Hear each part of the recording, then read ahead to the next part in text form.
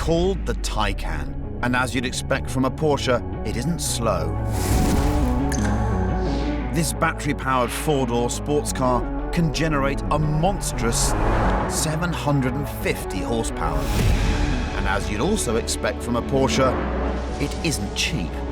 It costs £140,000. So if it's going to tempt buyers away from petrol at that price, it had better be good.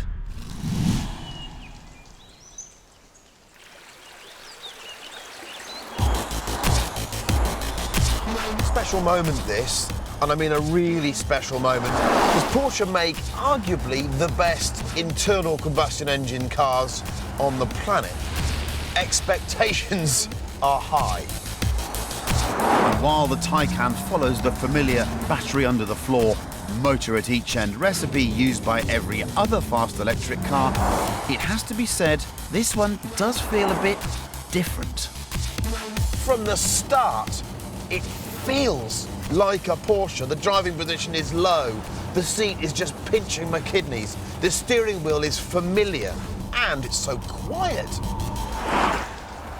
That's the thing about electric cars, because there's no engine and gearbox noise, you hear other noises, nasty noises, squeaks, tyres thrumming away, suspension pounding at the bumps. But they're all so well suppressed in here. In fact, it means I'm complaining that the rain is too noisy today. I've got noisy rain. And underneath the surface, that familiar electric car recipe has been even more refined. And as ever, Porsche's been learning from its exploits on the racetrack. The 919 Le Mans winner used a special Porsche-designed electric motor that's smaller and more power-dense than any rival. And that's what's appeared in this car. If it's good enough to win Le Mans, it's probably good enough for your daily commute.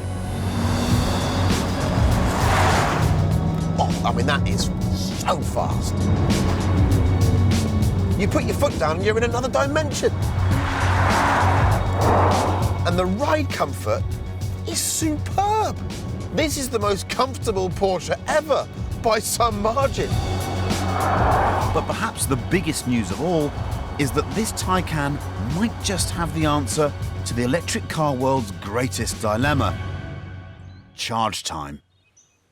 Allow me to explain. Imagine this thing here is your car battery, and this is your cable from the mains. Now, the lower the voltage, the lower the pressure at which you can shove electricity from this into your car battery. Which is why regular cars take so long to charge. But the Taycan runs at 800 volts, double the normal amount, and that means you get a lot more pressure in your pipes, which means you can fill your battery much, much faster.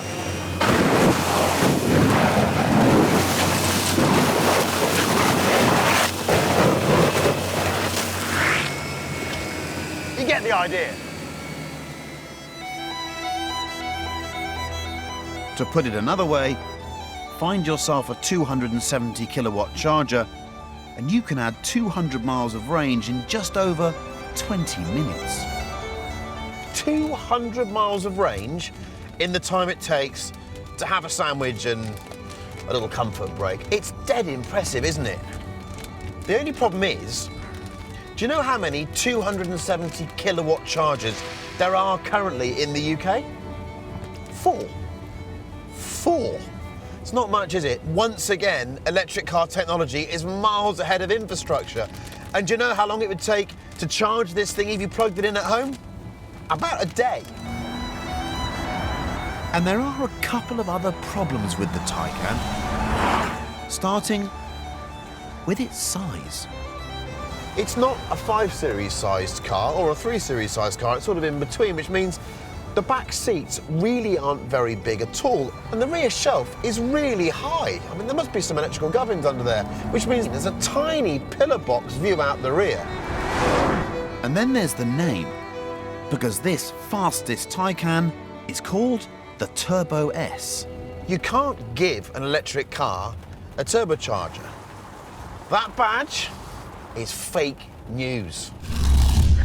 No, according to Porsche, turbo doesn't mean turbo anymore. It now just means really fast. So the question for the Taycan Turbo S is, just how really fast is it? Right, Mr. Electric Porsche, launch control. So I go Sport Plus, maximum response, left foot on the brake, right foot on the throttle, and here we go. Oh my Lord! That's fast. It's just done 90 and 100 miles an hour. 120, 100. Allow me to be a little bit speechless. It's relentless. This thing will go from a standing start to the speed limit on a motorway in about 3 seconds. If that's not fast enough for you, go and take up base jumping or something. Wow.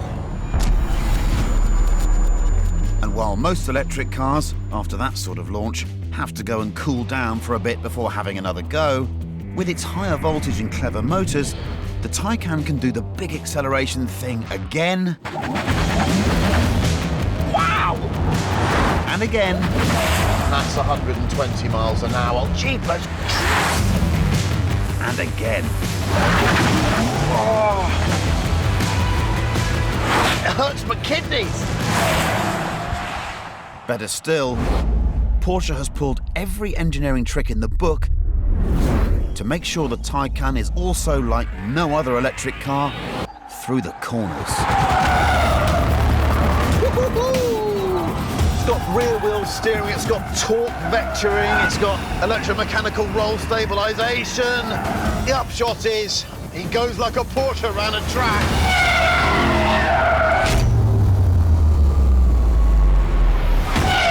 Wow! This thing weighs 2.4 tons, that's more than a Range Rover. It has no right to drive like this, to accelerate, stop, and change direction the way it does. We just did a smoker. We just did a smoker in a Porsche. I've never done that in an electric car before. Wow. Okay, you got my attention now, Porsche. You got my attention. This has not been done before. Make no mistake, in this brave new world of electric cars, the Taycan is properly groundbreaking. It's sliding. Oh! It isn't just an incredible achievement, The work that must have gone in. nor is it just the best engineered, best driving electric car ever made. Woo-hoo-hoo! I love it! No. The Taycan is also absolute proof that our electric future won't just be fast, it'll be seriously exciting. Electric skids. I've got a new favourite sport. Whoa-ho-ho!